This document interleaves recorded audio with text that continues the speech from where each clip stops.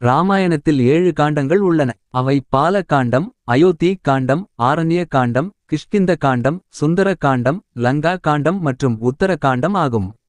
இந்த காண்டங்களில் இறைவன் ராமனின் கதை வெளிப்படுகிறது. இது தியாகம், பொறுமை, மன்னிப்பு, தர்மம், கடமை மற்றும் தியாகமயமான அன்பின் தெய்வீக குணங்களை மையமாக கொள்கிறது. மகாகாவியமான ராமாயணத்தின் பால காண்டம் ராமனின் தெய்வீக பிறப்பை, அவரது அதிசயமான குணாதிசயங்களை மற்றும் அவரது வாழ்க்கையின் அடிப்படை தர்மத்தை நிறுவுகிறது. அயோத்தியின் மன்னர் தசரதரின் மூத்த மகனாக ராமன் அவதரித்த விஷ்ணுவின் கதை. ராமனின் தெய்வீக குணங்களான தைரியம், வலிமை, கருணை மற்றும் ஞானத்தைப் பற்றி இக்காண்டத்தில் கூறப்படுகிறது. மன்னருக்கு 4 மகன்கள் இருந்தனர்: ராமன், லட்சுமணன், பரதன் மற்றும் சத்ருக்னன். அவருக்கு 3 மனைவிகள் இருந்தனர்: கௌசல்யை, கைகேயி மற்றும் சுமித்ரை. இந்த கதை ராமனின் மற்றும் அவரது சகோதரர்களின் அதிசயமான வளர்ச்சியைப் பற்றி சொல்லுகிறது. ராஜ்யத்தில் உள்ள அனைவரும் ராமனை மிகுந்த மதிப்புடன் நேசிக்கிறார்கள், மேலும் அவர் அழகும், புத்திசாலித்தனமும், கருணையும் கொண்டவராக சொல்லப்படுகிறார்.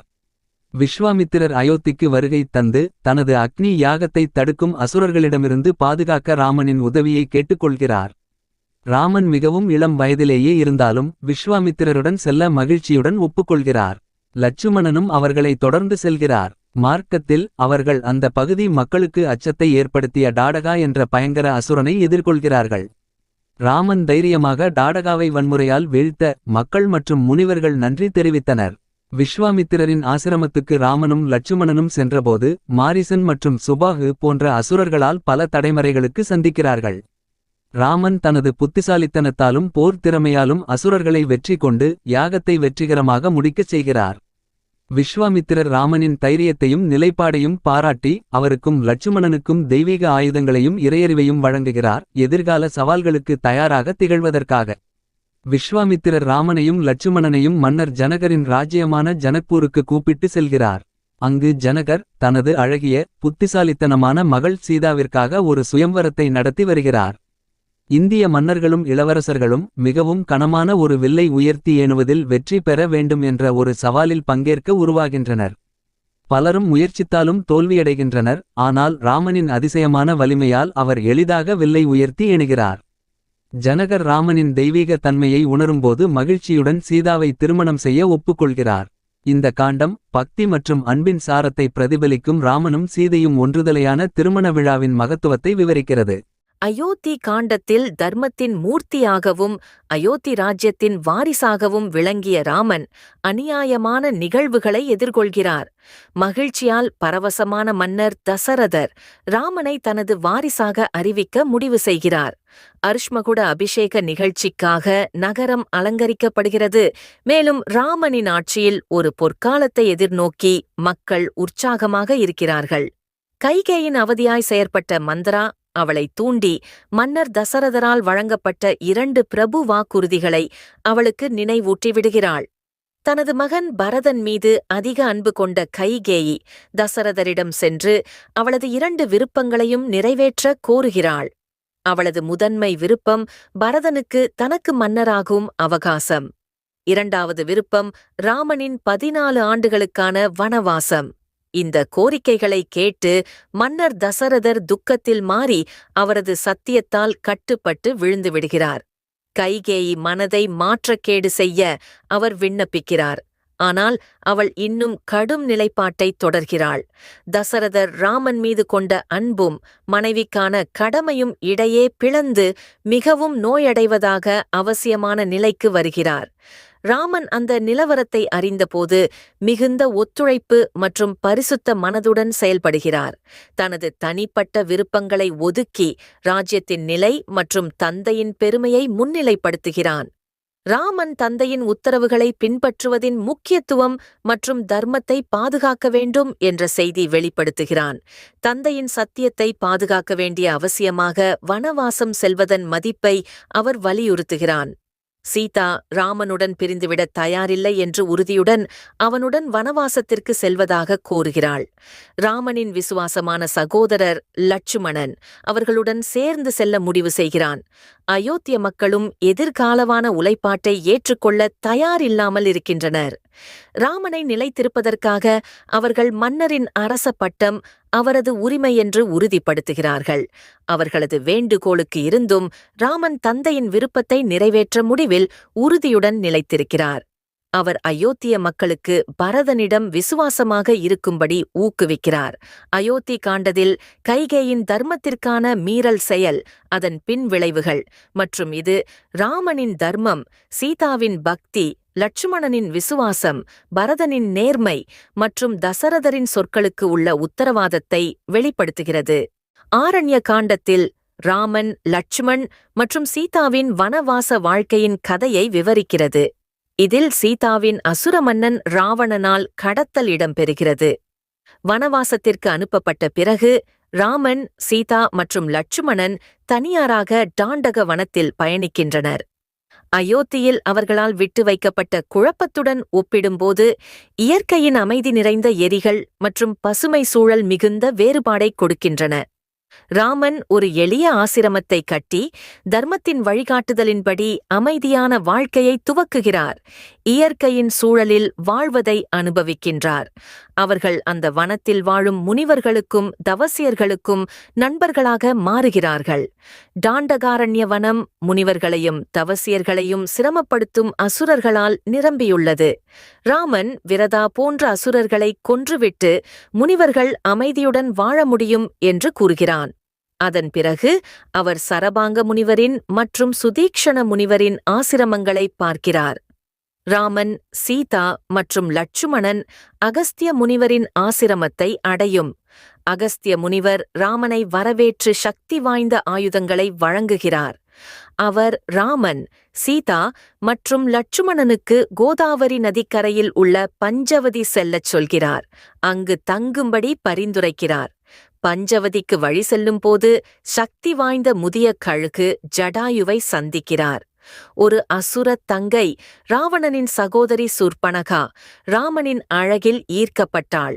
அவள் அவனை கவர முயற்சித்தாள். ஆனால் 2 இளவரசர்களும் அவளது முயற்சியில் தோல்வியடைந்ததால் அவள் சீதாவை தாக்க முயற்சித்தாள். லட்சுமணன் அவளது மூக்கு மற்றும் காது வெட்டினான்.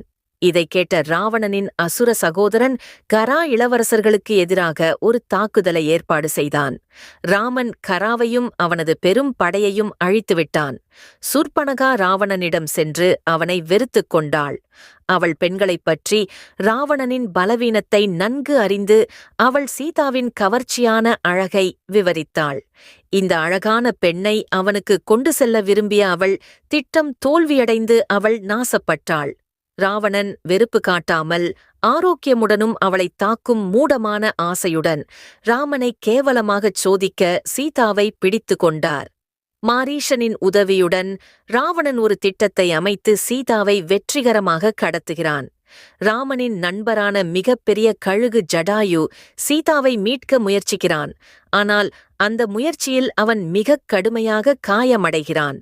சீதா லங்காவிலுள்ள அசோக வனத்தில் காவலில் வைத்திருக்கப்படுகிறார்.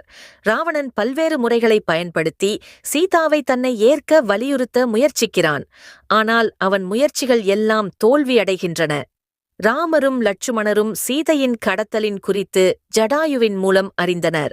ராமனுக்கு முழுமையான பக்தியையும் சேவையையும் அர்ப்பணித்த ஜடாயுவுக்கு ராமன் மூலம் முக்தி கிடைத்தது. அதன் பிறகு இருவர் சீதையை தேட கிளம்பினர். தேடுதலின் போது ராமன் கபந்தன் என்ற அரக்கனை கொன்று அவனை ஒரு சாபத்திலிருந்து விடுவித்தார். அதன்பின் அவர்கள் முனிவி சபரியுடன் சந்தித்தனர். அவர் ரிஷ்யமூக மலையை நோக்கிச் செல்லுமாறு கூறினார். கபந்தன் ராமனை மடங்க முனிவரின் ஆசிரமத்திற்கு சென்று சபரியுடன் சந்திக்குமாறு பரிந்துரை செய்தார். சபரி ஒரு வயதான முனிவியின் சீடையாக இருந்தார். ராமர் சபரியைச் சந்தித்து அவர் கொண்டிருந்த தூய பக்தியில் மகிழ்ந்தார். சபரி ராமனின் திவ்ய தரிசனத்தை எதிர்பார்த்து காத்திருந்தார். சபரி சில சூழல்களை சீதையைப் பற்றி தருகிறார். ராமனின் முன்னிலையில் சபரி தனது உடலை விட்டு முனிவர்களின் திவ்ய உலகத்திற்கு ஏறுவதற்காக ஆசீர்வாதத்தை நாடினார். இந்த நிகழ்வுக்குப் பிறகு ராமர் ரிஷ்யமூக மலையை நோக்கிச் செல்கிறார். அங்கு சுக்ரீவரை சந்திக்கிறார். கிஷ்கிந்த காண்டத்தில் ராமர் கிஷ்கிந்தாவில் நுழைவையும் ஹனுமாருடன் சந்திப்பையும் சுக்ரீவருடன் உடைந்த கூற்றவையும் விவரிக்கிறது. ராமரும் லட்சுமணரும் சீதையைத் தேடி அலைந்து கொண்டிருந்தபோது அவர்கள் ரிஷ்யமூக மலைக்குச் சென்றனர். அங்கு சுக்ரீவர் தனது மந்திரி ஜாம்பவான் மற்றும் துணை ஹனுமாருடன் வசித்து வந்தார். சுக்ரீவர் ராமரும் லட்சுமணரும் வருவதைக் கண்டதும் அவர்கள் தனது சகோதரர் வாலியின் ஆணைக்கேற்ப வந்தவர்களாக இருக்கலாம் என சந்தேகித்தார். ஹனுமான் பிராமணராக வேடமிட்டு ராமர் மற்றும் லட்சுமணரை அணுகுகிறார். ஹனுமான் ராமரை அடையாளம் கண்டு கொண்டு அவருடைய திவ்ய பாதங்களில் சரணாகதி அடைகிறார். பின்னர் சீதையின் கடத்தல் குறித்து சுக்ரீவர் அறிந்திருப்பதாக ராமரிடம் தெரிவிக்கிறார். பின்னர் சுக்ரீவர் தனது சகோதரர் வாலி தன்னை எப்படி வஞ்சித்தார் என்பதையும் தனது கதையையும் பகிர்ந்து கொள்கிறார். இருவரும் ஒருவருக்கொருவர் உதவிட உடன்படுகிறார்கள். ராமர் சுக்ரீவரிடம் வாலியுடன் யுத்தம் செய்யவும் அவனை கிஷ்கிந்தாவிலிருந்து வெளியே கவரிச் செல்லவும் கூறுகிறார். ஆனால் சுக்ரீவரும் வாலியும் ஒரே மாதிரியாக இருந்ததால் ராமர் அவர்களை வேறுபடுத்த முடியவில்லை. மேலும் வாலியை கொல்ல இயலவில்லை. இதனால் சுக்ரீவர் கடுமையாக காயமடைந்து ஓடிச் செல்ல வேண்டியுள்ளது. எனினும் ராமர் சுக்ரீவரிடம் ஒரு மலர் மாலை அணியுமாறு கூறினார். இது இரு சகோதரர்களிடையே ஓர் அடையாளமாக இருக்கும். இந்த முறை ராமர் வாலியை கொல்ல முடிந்தது. வாலியின் மரணத்திற்குப் பிறகு ராமரால் சுக்ரீவர் கிஷ்கிந்தாவின் அரசராக முடிக்கப்பட்டார். எனினும் சுக்ரீவர் சீதையைத் தேடும் முயற்சியில் ராமருக்கு உதவுவேன் என்ற தனது வாக்குறுதியை மறந்து அவசரத்தில் சிதறிவிட்டார். இதனால் லட்சுமணர் சுக்ரீவரை கடுமையாக கண்டித்து அவரின் உறுதிமொழியை நினைவூட்டினார். தாமதமின்றி சுக்ரீவர் கரடி மற்றும் வானர சமுதாயத்தின் கூட்டத்தை அழைத்து சீதையைத் தேட பல திசைகளில் குழுக்களை அனுப்ப உத்தரவிட்டார். தென் திசையை நோக்கி ஹனுமானுடன் அங்கதன், நலன், கேசரி, ஜாம்பவன் மற்றும் மற்றவர்கள் சென்றனர். கடல்கரைக்கு அருகே ஜடாயுவின் சகோதரர் சம்பதி வசிக்கும் ஒரு குகையை அவர்கள் கண்டுபிடித்தனர். அங்கதன் சீதையை காப்பாற்ற முயற்சித்தபோது ஜடாயு உயிரிழந்ததை சம்பதியிடம் தெரிவித்தார். சம்பதி சீதையை லங்கா தீவில் காணலாம் என்று கூறி உதவினார். அந்த இடம் 400 மைல்கள் தொலைவில் இருந்ததால் அந்த பெரிய சமுத்திரத்தை ஒரு தாவலில் கடக்கக்கூடிய யாரோ ஒருவர் மட்டுமே லங்காவை அடைய முடியும் என்று எச்சரித்தார். கிஷ்கிந்த காண்டம் ஒரே எண்ணங்கள் மற்றும் இலக்குகளை சுற்றி கூட்டணிகளை அமைப்பது எவ்வளவு முக்கியமானது என்பதை பாராட்டுகிறது. சுந்தர காண்டத்தில் லங்காவிற்கு ஹனுமான் செய்யும் பயணத்தைப் பற்றி கூறுகிறது. ஹனுமான் தன்னுடைய தியாகம், பலம் மற்றும் ராமர் மீது பக்தியையும் எடுத்துக் காட்டுகிறது. ஹனுமான் லங்காவிற்கு செல்லும் போதே பல தடைகள் சமாளித்தான். அதில் மைனக் பரணி, இராத்தி சினிகா மற்றும் பிறகு சுர்ச்சா போன்றவை அடங்கும். சமுத்திரத்தை வெற்றிகரமாக கடந்து பின்னர் லங்கினி மற்றும் லங்கா நகரத்தை காக்கும் பல வலுவான படைகளையும் சமாளிக்க வேண்டும். அனைத்து கஷ்டங்களையும் எதிர்கொண்டு ஹனுமான் தனது புத்திசாலித்தனம், பலம் மற்றும் விரைவை பயன்படுத்தி அவற்றை கடந்து செல்கிறார். லங்காவை எட்டிய பின் ஹனுமான் ஒரு பூச்சியினருக்கான ரூபத்தை எடுத்துக்கொண்டு சீதையைத் தேடி நகரத்தில் பறக்க ஆரம்பித்தார். அந்த நேரத்தில் லங்காவில் ராமரின் கோவிலை அவர் கண்டுபிடித்து அது பார்த்து அவர் பெரிதும் ஆச்சரியமானார். பின்னர் ராமரின் கோவிலுக்கு வந்து கொண்டிருந்த விபீஷணை அவர் கண்டார் மற்றும் அவனுடன் உரையாடத் தீர்மானித்தார்.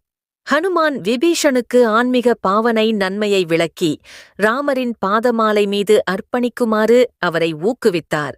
விபீஷ்ணர் ஹனுமானுக்கு லங்காவில் சீதையின் இருப்பிடத்தை குறித்த வழிகாட்டுதலை அளித்தார்.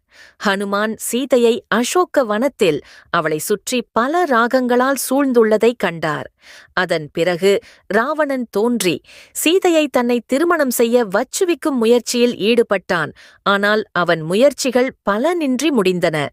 ஹனுமான் இன்னும் சிறிய வடிவில் சீதையின் முன் தோன்றி ராமரின் மோதிரத்தை ஆதாரமாக சீதைக்கு அளிக்கும்போது தன்னை ராமரின் வேலைக்காரன் மற்றும் தூதுவன் என்று அறிமுகப்படுத்திக் கொள்கிறார். ஹனுமான் சீதைக்கு ராமன், லக்ஷ்மணன் மற்றும் அவர்களது படையினர்கள் விரைவில் அவளை ராவணனின் கைப்பிடிப்பிலிருந்து விடுவிப்பார்கள் என உறுதியளித்தார்.